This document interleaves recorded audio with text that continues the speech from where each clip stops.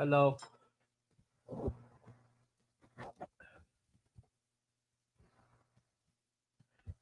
Good morning. Ay napilitan tayo magla-live sa ngayon sapagkat po ay nahuli po si Alice Go doon po sa Indonesia. Lumalabas po na magaling talaga yung pulis sa Indonesia kaysa Philippines. So ano bang meron sa Philippine government na ang hirap ang hulihin mga akusado rito? Kagaya kay Kibuloy, ang hirap hulihin. Ano bang meron sa Philippines na nakakalusot pa mga akusado? Yun po yan ang problema sa Pilipinas, no? So when shall these worries of the Philippines in justice, in the field of justice, end? Hindi natin alam kung kailan. Ang alam ko lang kasi po, ang ating mga opisyal na mga pulis ay madali po silang bibilhin ang kanilang serbisyo. Kapag mabigyan mo sila ng tamang presyo, ay ipagpalit nila yung kanilang tinatawag na karangalan, kanilang pangalan, at kanilang serbisyo at integridad. Yan po ang meron sa Pilipinas. So ngayon, kung bakit naman nahuli sa Indonesia, Indonesia na naman. Naibagabigat ang mga kapsat ko sa Ilocos, sa Cagayan Valley, sa Region 1. So, may paabak sa mga sa mga kabalin ko. At sorry. Nahuli na si Alice Go doon sa Indonesia. So diyan mo makikita na mas magaling na dihamak ang Indonesian police kaysa Philippine police. So good morning, Lorenzo Mercurio. So yun nga talaga, money ang pera sa Pilipinas ay nagsasalita. Yan ang problema. Sa Indonesia, hindi ata marunong magsalita ang pera doon. Pero mo, bakit inaristo ng Indonesia si Alice Go na wala naman siyang warrant of arrest doon? Simpleng pakiusap lamang ng ating International Police Office sa International Police ng Indonesia ay ginagawa na nila ang kanilang trabaho. Kahit na walang pera, hinuli pa nila. Pinuntahan pa nila sa apartment si Alice Go at talagang minanmanan kung saan at nahuli kahapon. Yan po ang kakaiba sa Indonesian Police kaysa Philippine Police. So, with that, ladies and gentlemen, anyway, there is so much more to say about the Indonesian Police and Philippine Police. But anyway, siguro mas maganda ipakita ko sa inyo yung litrato na magsasabi na makikita nyo ang pruweba na nahuli talaga si Alice Go. Ito papakita ko lang po yung litrato.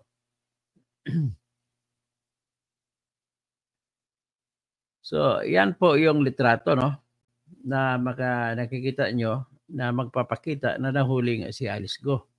So ang pagkakahuli sa kanya, base naman dito sa kwento ng National Bureau of Investigation at saka kinumpirma din pala ng PAOK, Presidential Anti-Organized Crime Commission, na opisina na pinangunguluhan ni General Gilbert Cruz, na si Alice Go ay nahuli kahapon sa bayan ng sa lungsod ng Tangiran o Tangirang City sa province ng Banten doon sa western border ng Jakarta.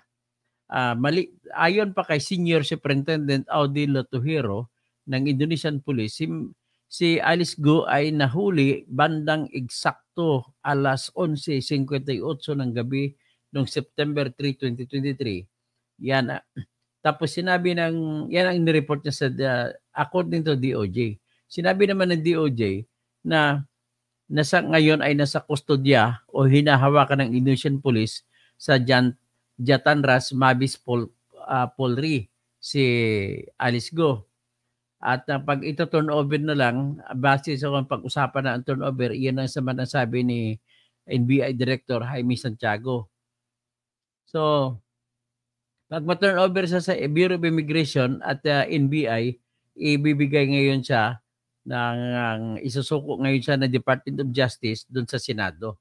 na Senado at saka Senado lang pala ng palabas ng warrant of arrest at ang wala pa naman siyang warrant of arrest sa mga criminal cases yun sa trafficking. Pero may warrant of arrest na po siya sa Senado. Kaya doon siya muna isuko-suko at magkaroon na ngayon siya ng pagtatanong doon sa Senado. So ngayon, inaasahan ko po na ang mangyayari po, ito pala natapos ang pagkahuli sa kanya ng 1 linggo na una nahuli yung kanyang kapatid. No? Hindi naman niya totoong kapatid, pero kinakapatid na si Alice Go. At nahuli rin si Sheila Go. At nahuli rin si Catherine Cassandra Leong, na girlfriend ng kanyang kapatid na si Wesley Go. So ngayon, with that, expect naman ng fireworks na naman. So matinding bakbakan na naman mangyari dito sa Senate at sa House of Representatives.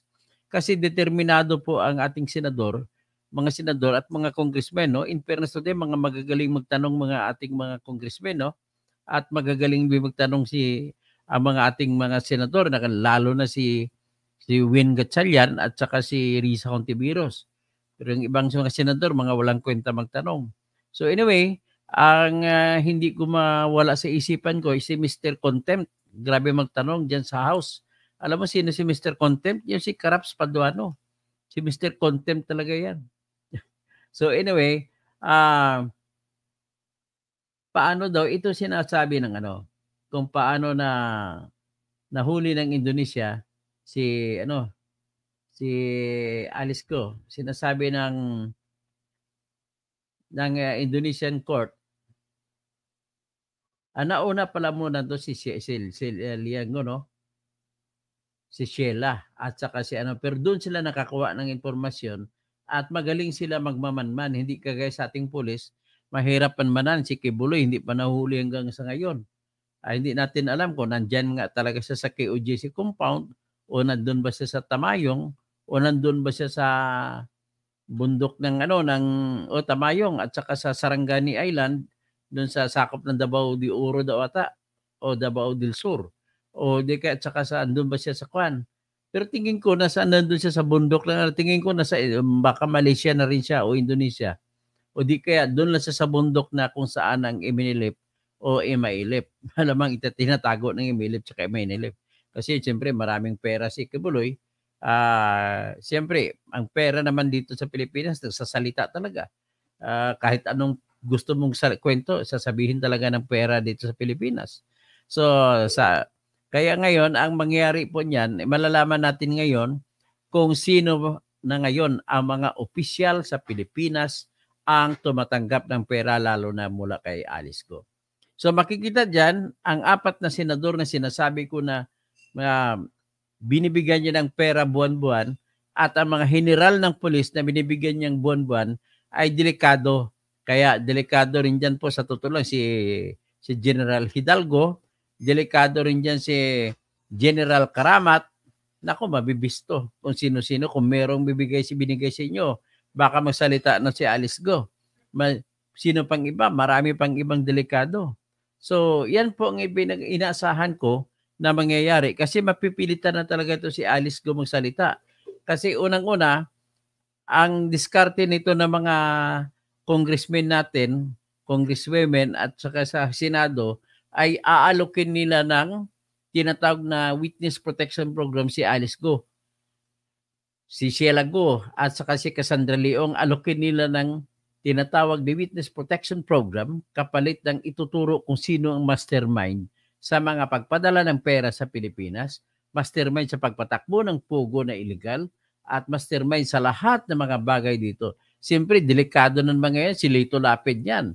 Alam mo naman, kung malalaman mo kung magkano ang tinatanggap ni Lito Lapid yan, sapagkat si Lito Lapid po ay hepe ng games and amusement at hindi magkaroon ng lisensya sila ni Alice Go kung hindi dadaan sa PAGCOR. So, kailangan dumaan sa PAGCOR at siyempre, ang mangyari ito, patay mali siya o di kaya parang kunwari wala lang, kahit silent committee talaga ito si Lito Lapid at bihira lang umatin ng hearing at umatin siya ng hearing para tirahin lang ako. So ito na ngayon, delikado na magdasal-dasal ka na Mr. Lito Lapid na hindi babanggitin pangalan mo. Kaya ito po yung aking nakikita rito. So ano pa? So makikita na ko, mabubuksan na ngayon ang connection sa gitna ni Alice Go at saka ni Cassandra Leong. At makilalaman na ngayon kung sino si Wister Wu. Si Wister Wu na ninong ni Cassandra Leong ang siyang sa tingin ko ang pinakaulo-ulo ng triad dito sa na nagpapatakbo nitong mga pugo sa Pilipinas. Alam mo, sa totoo lang hanggang ngayon ay sigurado ako na delikado rin yan ng yung pugo diyan sa Cavite, sa mga Remulla province at Revilla province.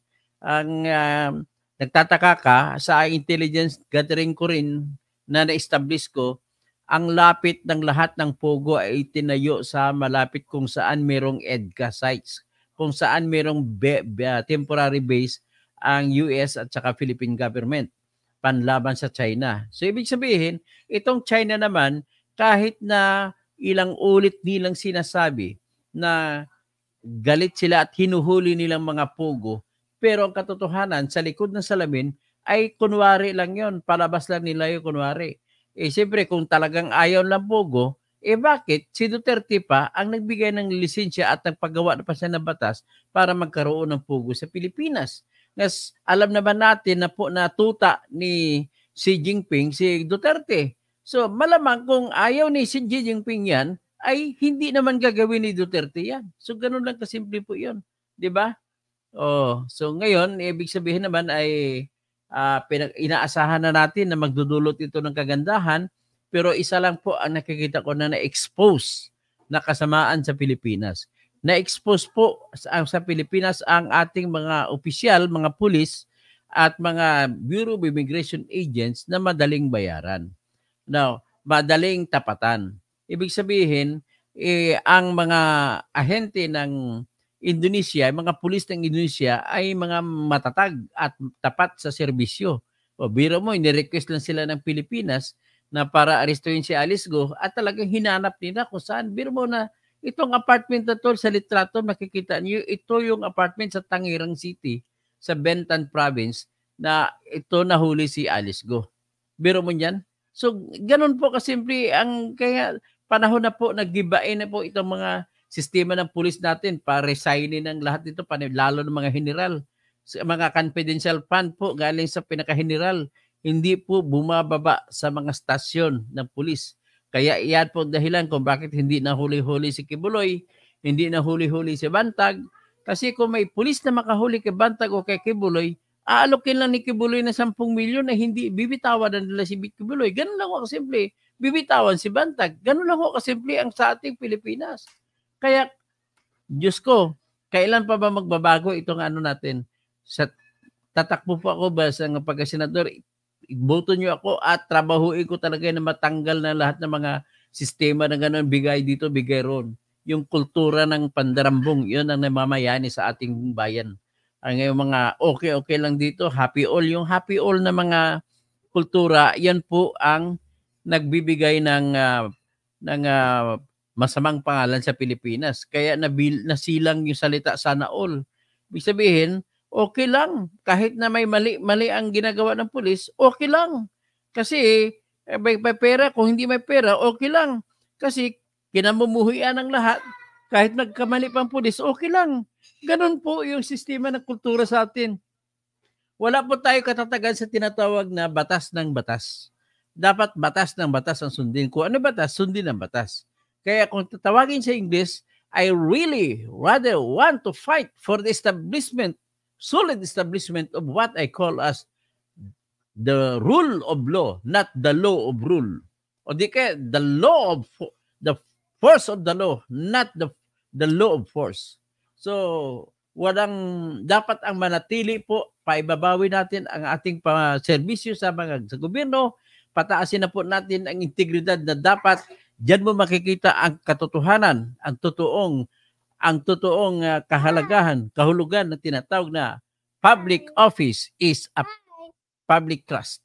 So kung wala ng trust, ay dapat tanggal ka na sa opisina, kagaya kay Sara Duterte. Kinain niya yung mga confidential fund at lahat ng mga pondo, ay wala na siyang trust. Sinira niya yung trust at tiwala sa kanya ng mga tao. dapat niya i-impeach na yan. Ngayon, ang isa pa, yung mga trust dito sa mga ating mga pulis, dami po mga pulis natin dyan na kaya po hindi nawawala ang droga sa atin, kasi ayon kay Espinido, ay dahil sa mga pulis din, kasi ang PNP ang pinakamalaking sindikato ng krimen sa Pilipinas. Kaya kung matatanggal na yan, dapat dapat tanggalin na yan. So ngayon, ang kasunod na kriminal dito, natataka naman ako sa Pilipinas. Alam na ng lahat na kriminal, kakampihan pa. Kita mo na si Duterte. Alam naman lahat na pumapatay. Bakit marami pa rin kumakampi? Di ba? Alam mo na kasi Marcos nga, alam mo na naman hindi naman magiging totoo yung malalabas yung mga istorya ng mga bangag-bangag kung walang pinagsimulan yan. Ganun na kasimple yan. Ayaw pa magpa-drug test. Ang magpa-drug test kayo mga Duterte at mga Marcos, lahat.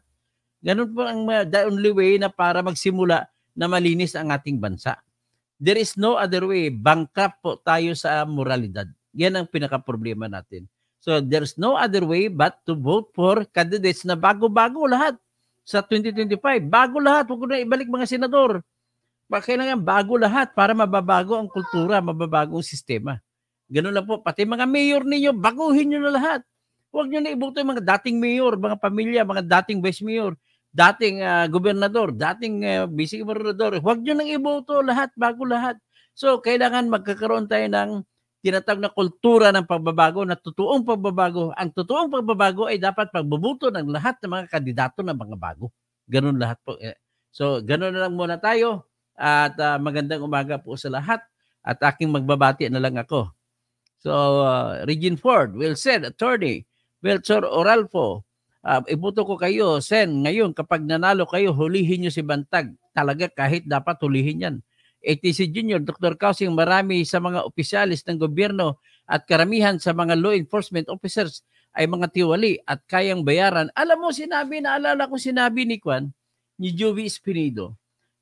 Tinanong siya ni Congressman Richard Gomez, Mr. Joey Espinido, total pareho tayong taga Leyte. Ikaw taga Leyte, may problema tayo sa Leyte, mga droga. Ano ang rekomendasyon mo para matanggal yung droga sa Leyte? Isa lang sinagot ni Joey Espinido. Patatagin nyo lang pulis. Kailangan kung hindi lang mangurakot ng pulis, tanggal lahat yan. Sa kakaroon lamang ng mga sindikato dahil sa pulis din. Ganon ang sinasabi niya. So, William Vergara, good day, my idol. So, ATC Junior Cousin, marami, sinabi niya na pala, no? So, si Cassandra Daisy, sana partner ka ni Dr. Engineer Lieutenant Colonel Espinido sa Senate. Kukontakin ko siya, kumbinsin ko siya na tumakbo siya pagka-senador. Tapos Nestor Babaran, Consuelo Maliviran, you have my vote. Niwala, Mike C. Nag-umpisa lang sa mga dating ADM ang mga bayaran na walang katapusan dahil sa drugs. Ay, hindi ko makakalimutan yung dalawang dating presidente pang National Press Club, si Benny Antiporda at saka si Paul Gutierrez, ay tinuro sila na sila pa ang kumakalong sa mga drug protector. Klarong-klaro pagkasabi ni Jimmy Guban. Kaya ibalik na yon. Kailangan antayin na natin, mukhang nakalimutan natin ng House of Representatives na imbitahin si Benny Antiporda at saka si Paul Gutierrez. Kaya dapat imbitahin na yon. Maraming matutuwa sa media kapag na-imbitan nyo yan. Manunod kami lahat, papalakpak kami lahat. Ganun kasimple mga taga-media, magpapalakpak yan. Tapos Sebastian Sartin Gonzaga, magandang umaga po sir. Senator Toto Kausing, Bino Balbieran Carta, Disbar Roque. Now, si Roque pa, isa pa yan, na nawala ang kanyang pagiging human rights lawyer, naging human wrong lawyer dahil sa pera sa Pogo. Tapos J.D. Ramos, saluto Indonesian government, pero I doubt na magsasabi ng totoo si Alice like her alleged sis in Cassandra. Sigurado magsasabi niyan J.D. Ramos kasi aalokin yan kapalit ng walang kulong ay magsasabi ng totoo. Robert Canyonero, bunyog tayo, engineer, Toto Kausing, Senator, Emma Disquitado, sana yung mga kasabot sa pagtapas ni Gao makukulong. Sigurado yan. Ibubulgar niya. Mapipilitan sa magsabi kung sino-sino ang mga opisyal na nag-assiste sa kanya. Kung sino pa yung mga senador na tumanggap sa kanya ng pera, yung 4 na sinasabi ko. Dinet Soriano, isunod na nila si Bantag, hanapin dahil unti-unti na naging pagbabago na prosigido ng mga pulis na hanapin lahat ng wanted. Tapos Rodolfo San Jose, good morning, Engineer Toto Kasing for Senator, Sunny Day, Kiko Man, Sunny Day, Predis Makasait, si Dutay dumidila sa puwit ni Xi Jinping. Polo Carpio, ang galing ng Indonesian Police. Tama, Jet sa Gulf, Indonesian Police na lang ang ipadala. Hiramin na lang natin ang Indonesian Police. No? Hiramin na lang natin sa Indonesia, papuntahin din sa Pilipinas. Atakbo na si Capel at Leon Guerrero. Tatakbo na yan si Jing Capel. Sigurado yan. Kaya si Cassandra Leong lang, maraming ibubulgar na kay Jing Capel. Ang isa sa mga ibubulgar na kay Jing Capel, yung mga donation ng Pogo at ng Whirlwind Corporation at ng Lucky South 99 na para sa mga pakain, feeding program ng Purak, Pampanga ay napupunta lamang sa bulsa ni Jing Capel. At pagkatapos yung pakain ay sisingilin pa sa municipal government. Akalain mo, binigyan ka na ni Cassandra Leong ng pangpakain sa mga bata, tapos sasabihin mo pa sa iyong bayan, ay sarili ko pera ito kaya bayaran niyo ako. Parang gano'n na nangyari. So clan destroyer, puro ka fake news, dami mong sat-sat, puro ala naman, ay pasensya ka na clan destroyer, huwag ka na makinig dito kung sana sabi mo ako fake news. Ganun lang kasimple lang yan. Alfred para, gandang umaga po aming Senator Toto Kausing. Bobby Sarmiento, good morning po Sir Toto Kausing. Regine Ford, good morning. Angeline Mari, Nestor Babaran, good evening Idol, Engineer Katoto, Dr. Katotohanan Kausing, Napoleon Tadina, Bernie Bagatchalan pala, Kiko Maan, Apollo Balagtas Carillo. Mas maganda pa magtago sa ibang bansa, madali mahuli kasi sa Pilipinas magtago. Si Kumuloy sa Pilipinas tago, ang hirap hulihin. G. Watanabe, good morning po. Toto Engineer, Toto Kausing, Alexander Tandi Mayoga. Hindi tayo makahuli kasi Money Talks. Sabin Galupa, nice kung mahuli na. Kikumaan, Alexander Tandi Mayoga, good morning. Edgar Buyak, Sunny Acabado. Tapos, reacts, you can run, but you can never hide. That is true in other countries, but not in the Philippines. You can run and you can hide in the Philippines. Cassandra, Daisy, Kapil at Lapid, wala na yan. Yan na si Alice Go. Maganda na kayo. Nansky Dayag, shout out, Kabunyog Toto, Gia, Sunny Aguilar, Tamsak, Dancer Toto. Okay, Ricardo, good morning. Senator Engineer Toto, Bunyog, kasi mabuhay ka. Carolina Tapiro, naimbang na bigat na mumit, Sir Toto Kausing. Tapos, Sunny Day, good morning po, Atty. Toto sa lahat. Antonio Aban, dito kasi nasusuhulan ang ibang mga pulis at government officials. Sa Indonesia, hindi nasusuhulan ang mga pulis at government officials. Christopher Talabucon, maayong aga engineer, Dr. Toto Kausing, Lorenzo Mercurio, good morning, Atty. Toto. Money Talks. At tapos, Alice Stanislao, Helen Bagyo, naimbang na bigat mo, Sen Dr. Toto Kausing. Kaya ngayon, sa totoo lang, ito panahon na siguro na dapat magbago mga pulis natin. Rogelio Tapado, Jovin Dipad, Enrique Kilanita, good morning Katoto, ang matapang na boses ng bayan. Romel Bingson, good morning. Po Dr. Toto Bunyog, naimbag na bigat, buti pa ang authority ng Indonesia kahit di sa kanila wanted, nahuhuli nila. Yun nga, kay Kumaan, sure, ka naman nanalo sa aming pamilya, sa aming pamilya at kamag-anak. Salamat po. Tapos Jeremos, tama hiramin na natin Indonesian Police. Pag nagtago si Duterte sa ICC arrest. Edilberto Lagasca, Lugasca pala, para manalo si Nino Toto kasi 25, siya lang ang senador ng boto natin. Renato Requillo, Madyong Buntag, Senator Toto kasi Pirmi Adjud, naglantaw si Emong Vlogs. God bless you, Madyong Buntag, Renato Requillo sa Bohol, mga taga Bohol, taga Bujul, Sunny Day. Nako, kaya lahat ng magagaling sa field nila nawawala, tinutokso nyo, pumasok sa politics. Wag na naman ito nito, sana maging PNP chief na lang siya. Edison Tomas, sa ibaboto kita sir, mananalo ko sa eleksyon nitong midterm, kasama mo si Colonel Espinido. William Vergara, good day my idol, ATC Jr. Dr. Kasing, marami na sa mga opisyalis ng gobyerno at karamihan sa mga law enforcement officers ay mga tiwali at kayang bayaran at bilhin, yan ang masakit na katotohanan. So, okay, hanggang dyan na muna tayo siguro, no? At isang magandang umaga sa lahat. Imelda Talaogon, Rogelio Tapado, Teodoro de la Torre, Jeremos, at magandang umaga! Alice! Go whopping! Go! Thank you. Sian Markel, Sir Ditangin. Sana Sir Toto, lagi nyo sabihin sa vlog ninyo, sabi nga ni Gat Jose Rizal, di takot sa dayuhan. Ano? Sabi niya? Di takot sa dayuhan, takot siya sa mga kababayan na mangmang from Hong Kong. Good morning. Tama. Di takot sa dayuhan, pero takot sa kababayan na mangmang. Okay, kumaan. Artes de Musica. Danny Santos.